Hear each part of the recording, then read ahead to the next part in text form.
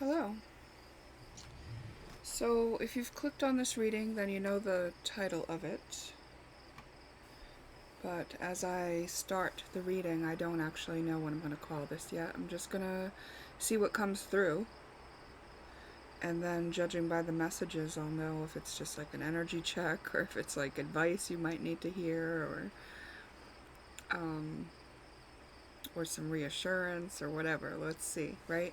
So here are the piles to pick from. Pick one is these red and pink rose petals. Pick two is the yellow rose petals. And pick three is the white sage. So take your time, use your own intuition to decide if one or more of these picks has information for you to reflect on. So the reason why I say it's information for you to reflect on is because it's important that as we go forward, we are able to listen in and trust ourselves. And so when I offer a piece of information, it's your responsibility to check in with yourself to see how it feels for you. Does it feel true for you? How do you feel about it? And go from there.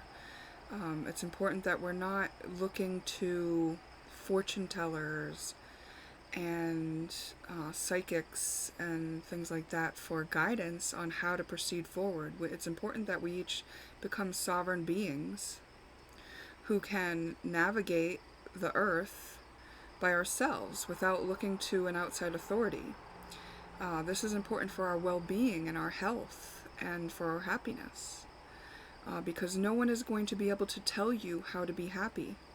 You have to do it for yourself, and if we're not practiced at checking in with ourselves, then we get really lost on the happiness trail. You know what I mean? And I was very lost on the happiness trail for a long time until I discovered these things, and that's why I'm sharing it. I'm sharing it from my own perspective, wisdom gained from my own journey. So wherever you are in your journey is the right place for you to be. I don't know better than you know for yourself, but it's fun for me to read into energy. And if your intuition draws you here to get a message or information to reflect on, then it's meant to be something helpful for you. So only take what's helpful for you. Okay, remember these are general readings, meaning the reading will pertain to all of those who pick that one. So sometimes it's going to be really vague or general, or it might not even pertain to you if there's something that comes through that's very important for someone else and you know that part doesn't pertain to you, then just don't take it. Okay? So let's see what happens when I start pulling some cards. Let's look at some cards I haven't looked at in a while, shall we? We're going to start with pick one.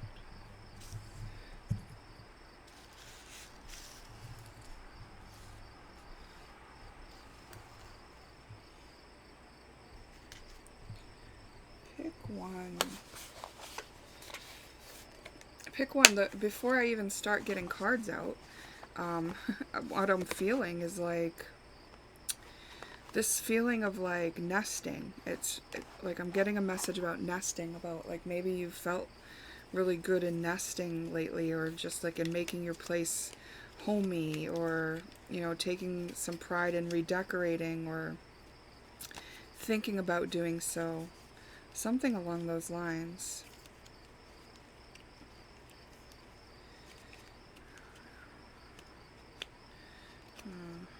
I'm not going to use this runes deck because I'm not really well practiced at the runes, and I don't have my little cheat sheet available. So I'm going to just use this old drawings oracle that I made a long, long time ago. Let's see. Oh, isn't that funny?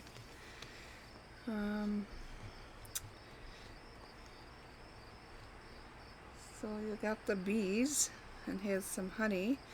And when we talk about bees, we're talking about very busy bees, right? And we've got some music that's kind of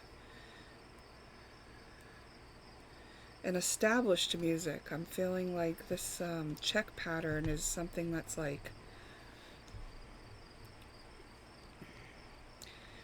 pattern that's well known and established. So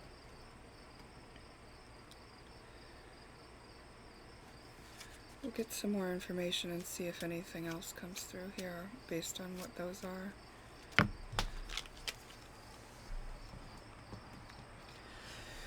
Okay, there's some more to know. I just realized this might be for me, this pile. Yeah. Okay. So there's some more to know. There's some information out there that someone else has gathered that might be helpful to you on the topic, and it could be of music or working on music or something like that, creating.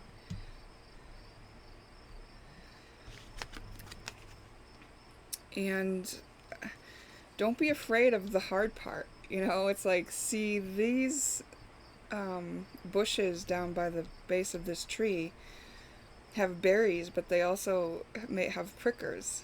Like, you know, like you might get pricked as you go towards collecting the fruits of this labor that you're doing, right? And of course we have the bees here, and of course they can prick you as well. So it's like working hard. It might sting a bit, but there are some established things that can help you in your journey. Now the other thing is these books have animals, poisons, and spells. Interesting. Animals, poisons, and spells. So that might be relevant to whatever it is you're doing. Like, maybe it's talking about, like, you know, when we talk, we're kind of like stating a spell. We're stating words that are creation. And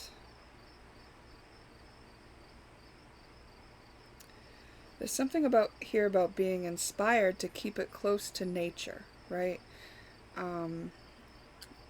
We talked about nesting in the beginning.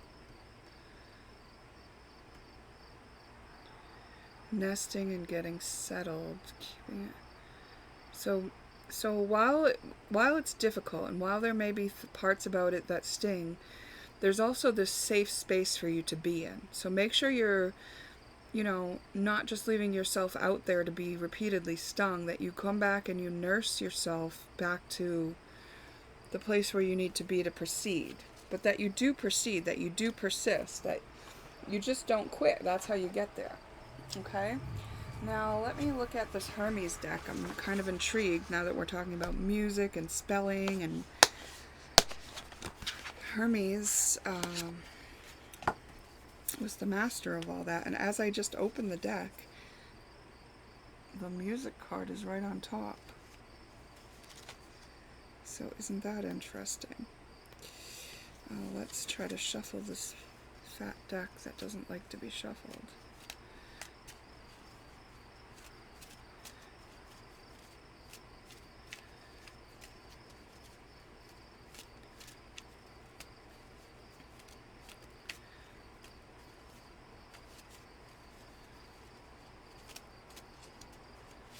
You know how the bees are part of the ecosystem?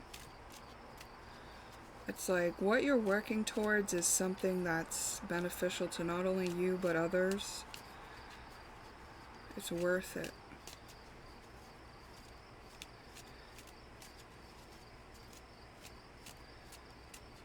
Someday you'll look back and feel like that. Like you're glad that it was the exact journey that it was. Vibration. You know, one thing can be poisonous or beneficial to us, right? Like these bees are very beneficial because they're pollinators, and without pollinators our crops die. But also bees can sting you and inject venom into your body.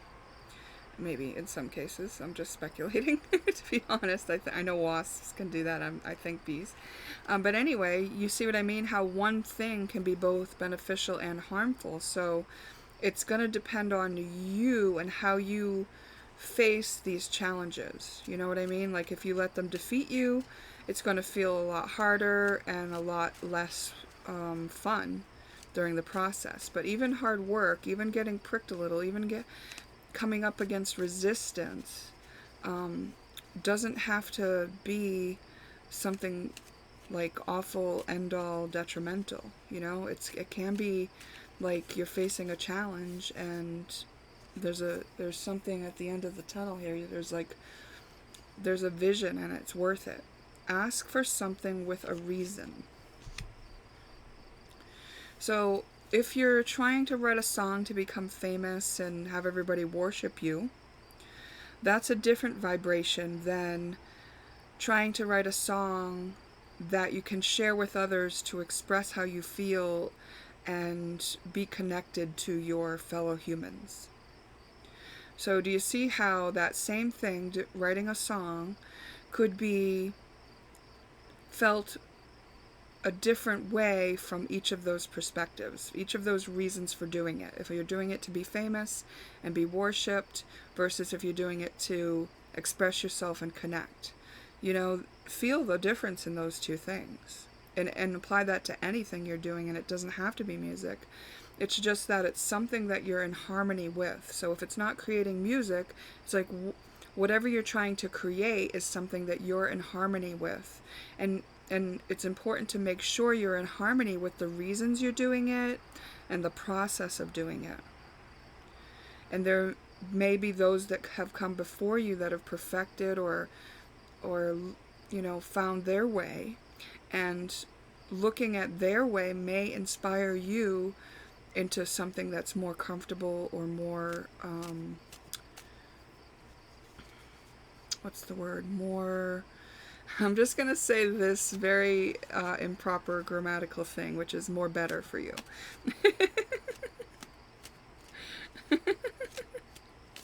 Why? Because I can, and it's it's amusing to me, especially when we're like, I'm dealing with a Hermes deck right here. It's like, you know, words are just a little plaything. Use them how we wish. Okay. So there's something very healing about that you doing this as well, right? This process and just actually completing it is something very healing. Maybe not only for you, but possibly for others as well. But I think that it's important that you do stay focused on it. You know, you can achieve this. Your words can really touch others, and your words and your expression can really help you feel heard, feel understood, feel like your value is felt within you as you create something that you feel in line with, that you feel passionate about, and that you feel in harmony with, that feels true, that feels like your soul song, your truth. The beauty that's coming through you is something that you'll know and feel to be right for you. So when it feels prickly or stinging, you know, that's when you're going to ask yourself, am I in line with the vibration of doing this for the right reasons? You know, are you doing it because somebody challenged you and said you couldn't do it, and now you're just determined to do it? Well, it doesn't mean that you're not going to do it, but look at the reason why you're doing it, and maybe if you can adjust the reason to be in harmony with you instead of out of something to prove or a fear that you're not good enough or that someone won't respect you enough, you know, see the subtle differences in that and adjust your course. So when it doesn't feel good, when it's not a fulfilling challenge, when it's not a challenge that you feel good about having in front of you, then adjust the reasons, adjust the vibration, adjust the perspective that you're in about it, right? Maybe even it takes, you know how making music, it takes rests. There are rests in music. And that's the time between the notes. And so I feel like it's like whatever you're doing, when you're not in harmony with it, take a rest. Yeah. Okay, this is good. I feel this. Let me get some of this cards. I like my language being all weird. Let me get some of this cards.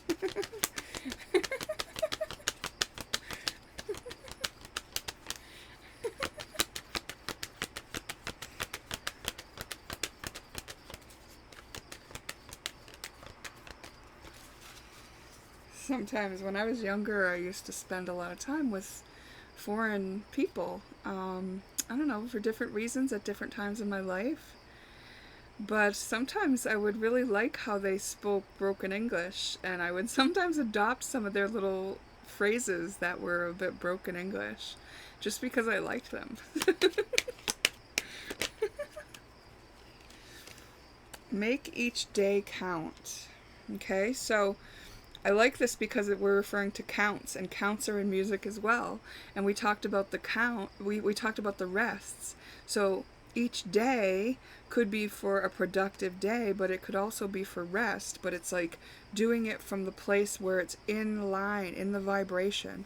So if you like decide, well, I'm just going to be lazy and I'm not going to do it, but that's not what feels right to you, that's not what's in harmony with you, then that might not be a day that you're making count. But the days that you make count are the days that you felt into what's the most harmonious step to take.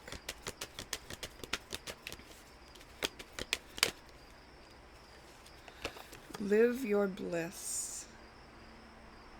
Yes, because when we are in that flow state, when we are in harmony with what we are doing, that is the bliss. That is the beauty of being alive, and that is making whatever we're facing worthwhile and enjoyable in a lot of cases, even if it's challenging. And stay open-minded. And what I want to say about this is you're using your heart to go forward here, right? Your mind, sure, it has some things to contribute, but your mind is not going to be the dictator. Your mind's not going to, if you let your mind logic you out of this, it's not going to be as beautiful a result as if you let your mind stay open. Meaning your mind doesn't know all the answers. Your mind is open to limitless possibilities. Your mind knows that your heart is leading the way, and that your mind is taking a back seat to make sure that everything gets accomplished as it is inspired to, as you are inspired to accomplish, whatever it is. Okay, so pick one. That is going to conclude your information to reflect on. So, may you find that helpful. Only take what is helpful to you. Thank you for spending your time with me, and perhaps I'll see you in a future reading.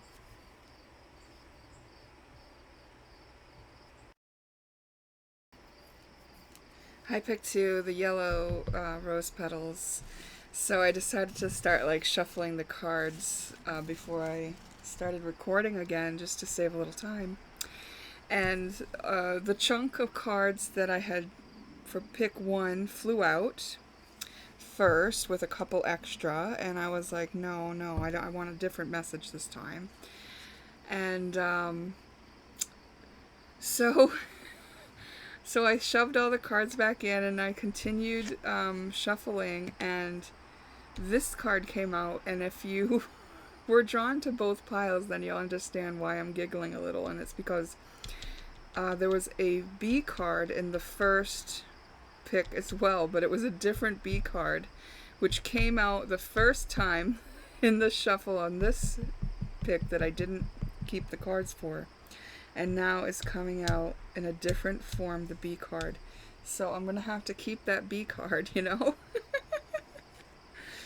Oh, very interesting. So bees, busy. Like, these bees are buzzing, huh? And they've got their hive, and they're working together. And there's several of them. And maybe they're coming home after a nice time of collecting pollen. maybe they've been fanned in by some of the others in the hive.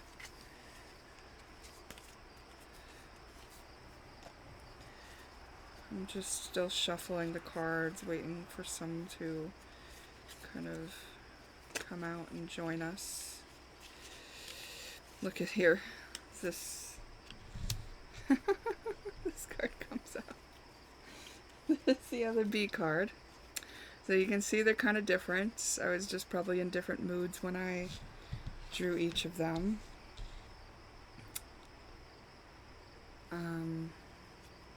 This one's about making the honey. These ones are actually about buzzing around. So it's kind of like we've got 2 steps of the process covered here.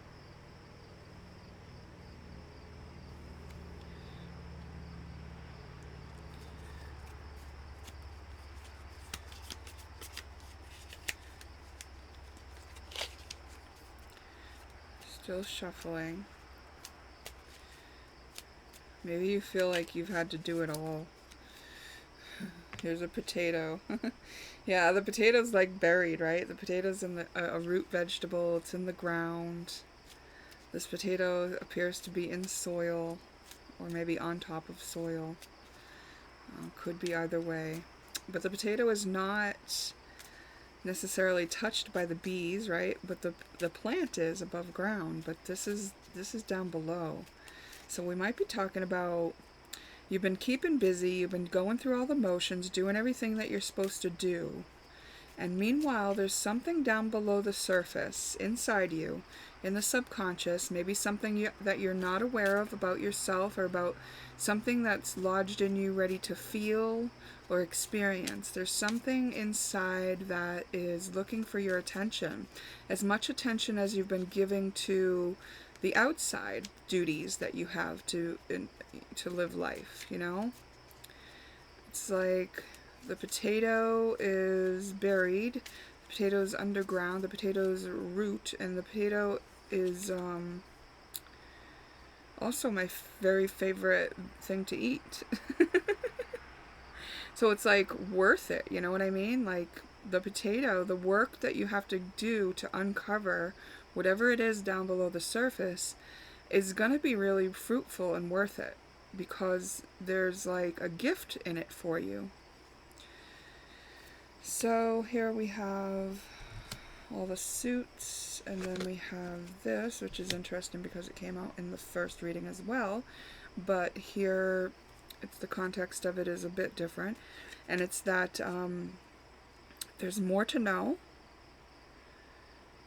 and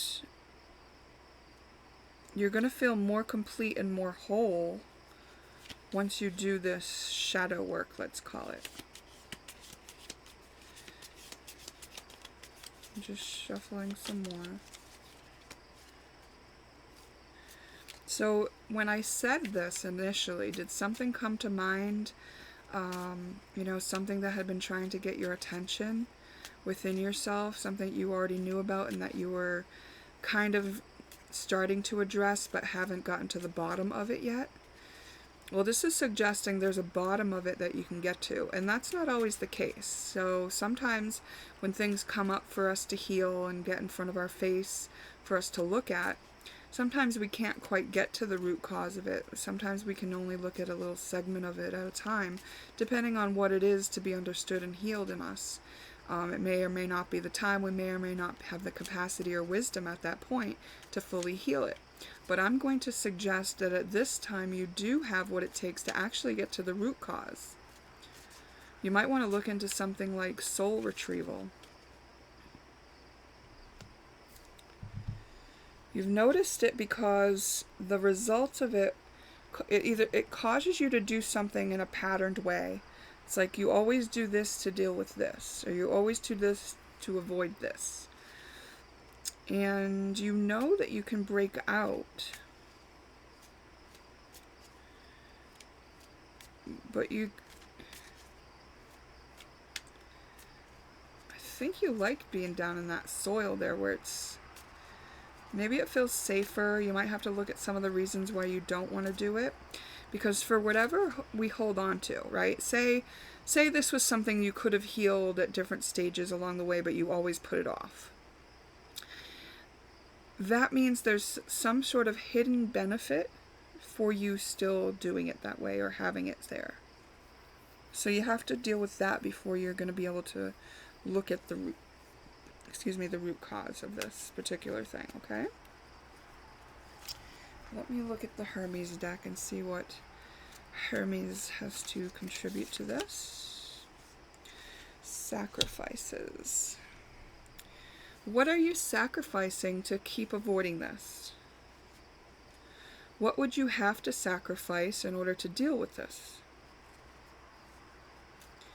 I feel like those are two questions that will be helpful if you can really get serious and quiet with yourself and be honest with yourself, and maybe even write a little letter to yourself answering those questions. No one ever has to see it. You can be as honest as you possibly can. Sometimes we don't want to be honest with ourselves because then we'll feel like we have to do something about what we've just discovered or realized. But, you know, you can ease yourself into it if you need to. Everything flows. You can only go as high as you've been low. You only know you love her when you let her go. Everything flows, and this is the pendulum here.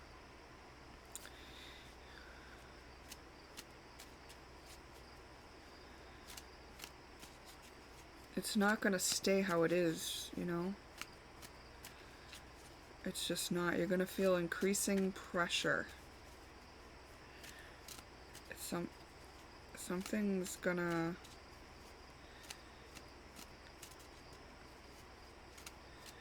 cause this to flow. You know what it came to mind? See this hive.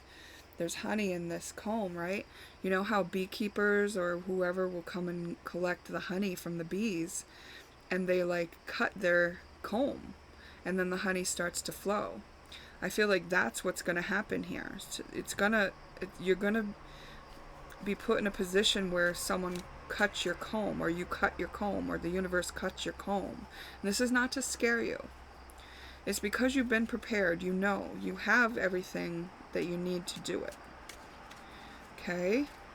You absolutely do. You even have people of support around you. See the bees? They're working together. None of them are alone. These suits, they're all together. There's books, there's knowledge to be gained. What was this card again? Oh, the potato.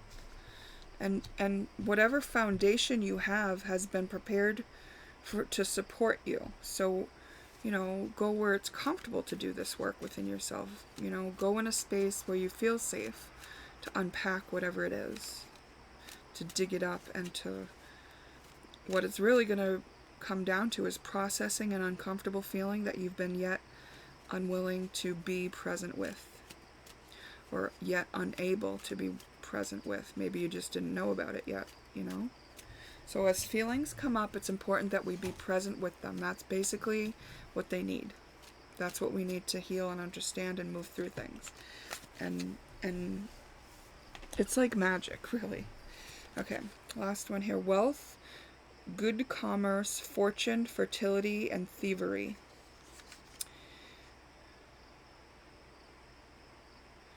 So these are the kind of things that Hermes was known for. Wealth, good fortune, commerce, fertility, and thievery. And when I apply them to these things to this reading, it's like, where's your abundance, you know? Is it cut off from this potato thing? What about your good fortune? Look at the places that you are having good fortune. Are there places that you're not? Could be tied to this potato thing. Commerce could be tied to the potato thing. Fertility could be tied there. Thievery could be tied there. Whether you feel like something is being taken from you, or you feel the need to take from others, even if it's just energy. Most commonly, I think, you know, it's not like, I don't expect that you're an outright thief. But most commonly, some of the relating patterns that we can be in when we have avoided feeling our feelings are unbalanced, and they will cause energy vampirism. So if you're looking outside of yourself for approval, that's energy vampirism. If you are pleasing people so that you can be approved of, energy vampirism. If you are admiring people without feeling inspired to do your own thing, that's energy vampirism. If you're looking for outside approval, energy vampirism. If you're feeling like it's all your fault, energy vampirism. If you're putting yourself in the victim role and telling people a story in order to get them to feel something, anything, energy vampirism. Okay? There's a lot of little sneaky ways that kind of thievery can actually play out without our awareness, and the reason we're doing it is literally because there's something that we're not aware of that we're trying to avoid feeling. So once we feel it, that kind of goes away. We get to come back into balance. Everything flows. So you'll find that if you are dealing in an imbalanced way with your energy, then you end up repelling people who are not. So if you notice people who are not able to spend time with you like they used to, it may be because they've balanced out their energy and they feel the pull on their energy, right?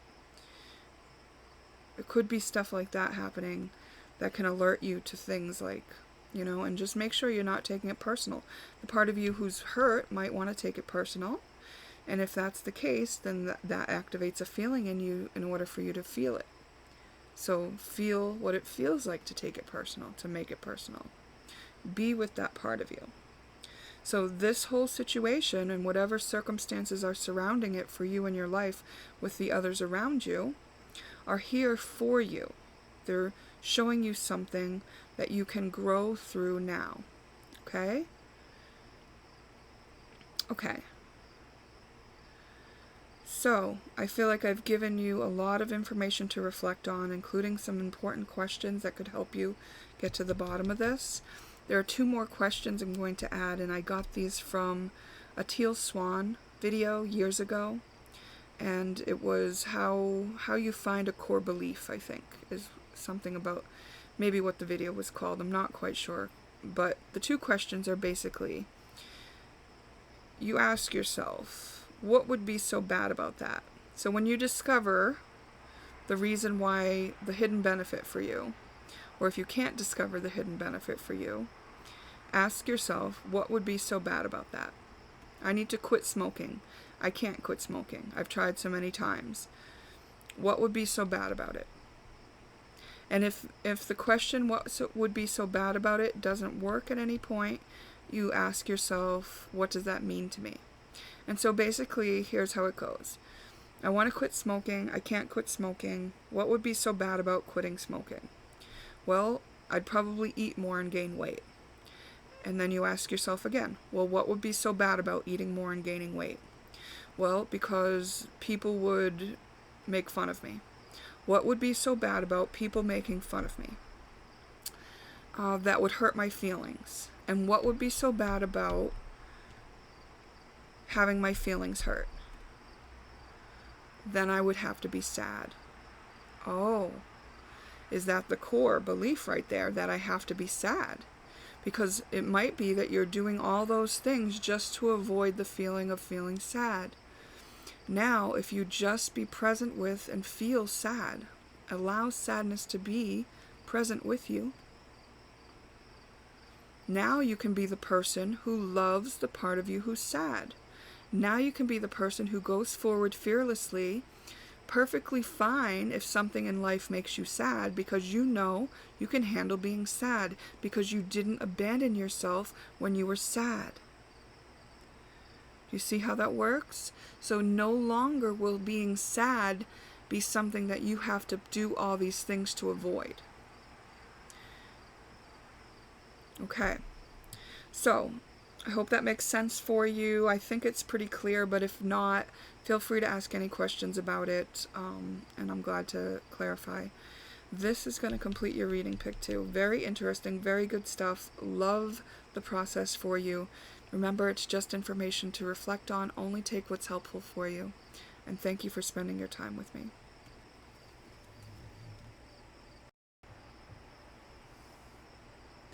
Hey, pick 3. You picked the white sage, and I thought it was a good time to do some saging before we get into your reading, okay?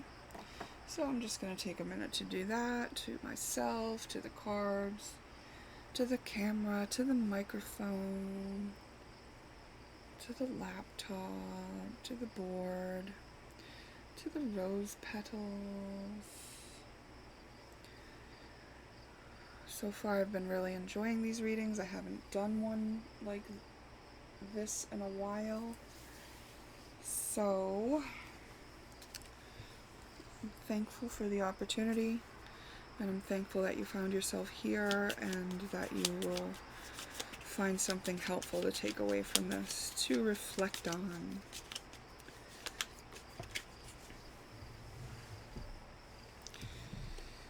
This is funny. When I picked the cards up that fell, I heard "Sleep with One Eye Open," the Metallica song. Sleep with one eye open, gripping your pillow tight. Maybe you've been having nightmares. Maybe there's something about the past and the future that's been haunting you a little bit.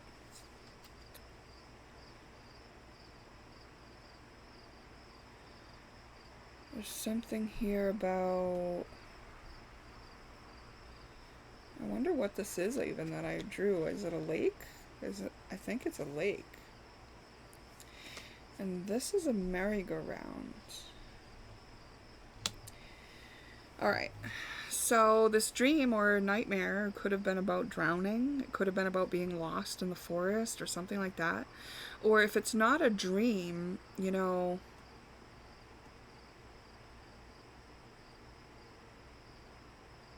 It's something that you feel like you're confused about or in the dark about. That you feel like... It's like a repeating pattern since childhood, really. And it's been repeating a while. In that song, it's like, "Take my hand, we're off to Never Never Land." And it kind of feels like it's something that would have been like, you would have expected your parents to guide you through, but they weren't there. And so for whatever reason, it was stored in your energy body and has now been on repeat. And maybe you've been spending some time in nature. Maybe you've been called to. Bodies of water might be very appealing to you at this time.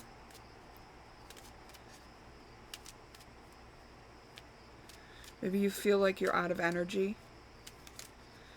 You know, as you process this stuff, maybe you've been processing a lot of it in your sleep.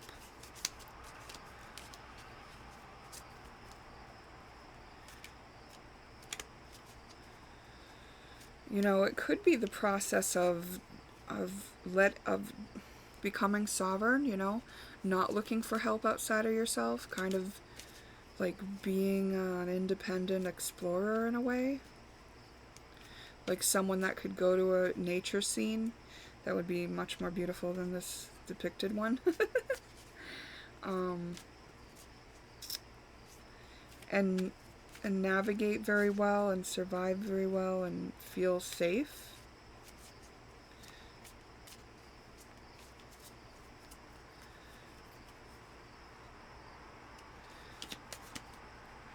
It's something very deep here.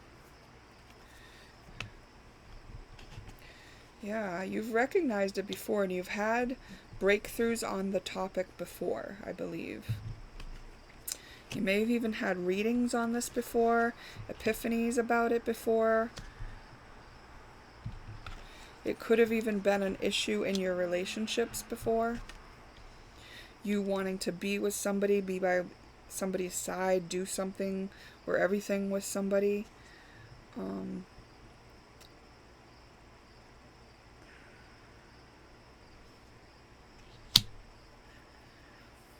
It could have even affected your ability to play.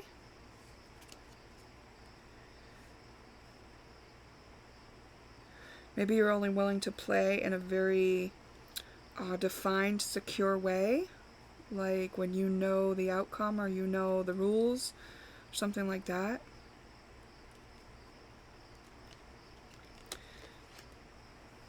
Yeah, look, scripture.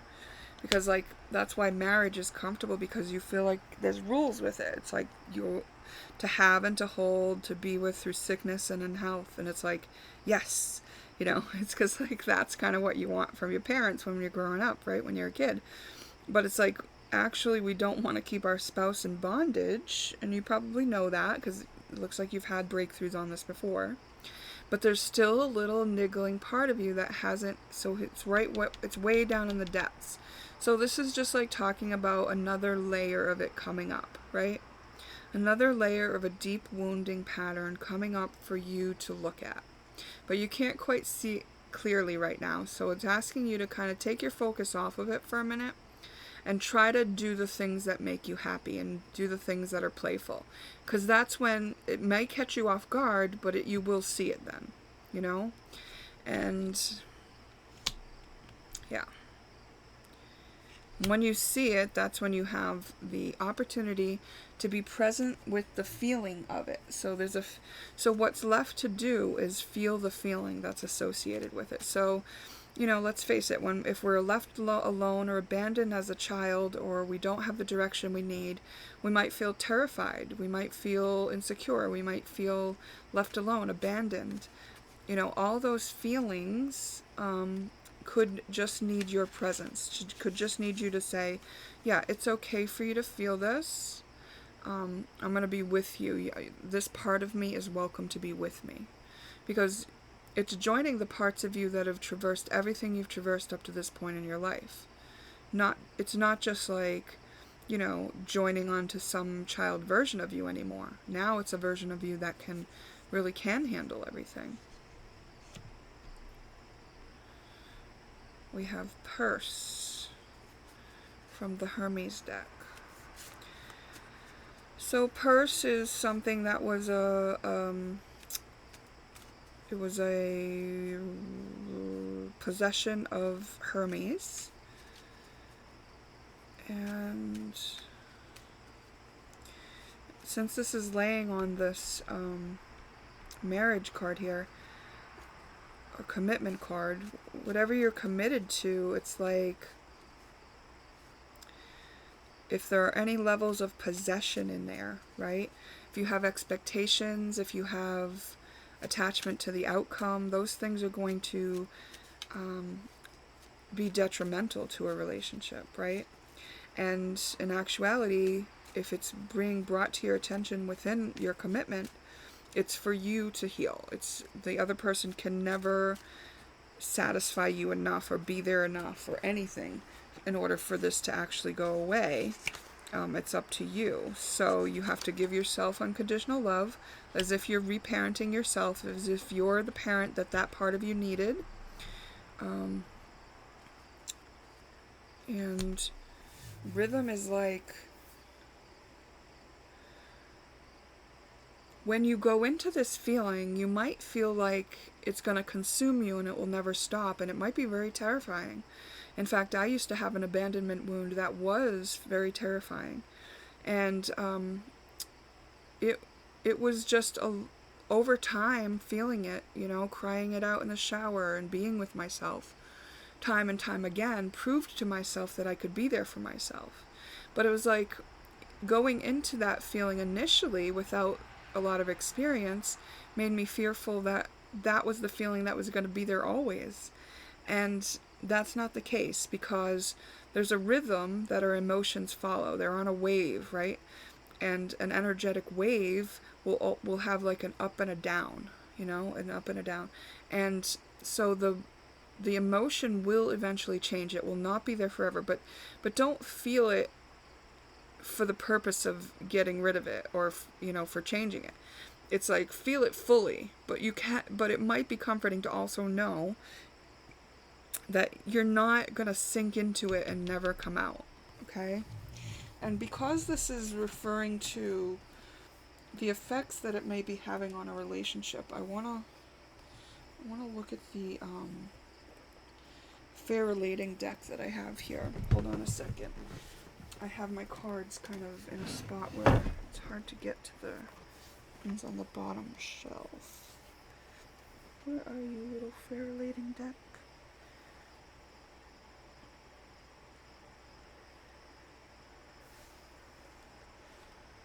That's not it. That's not it. This must be it. That's not it. Alright, I'm going to pause you while I find my fair relating deck. Okay.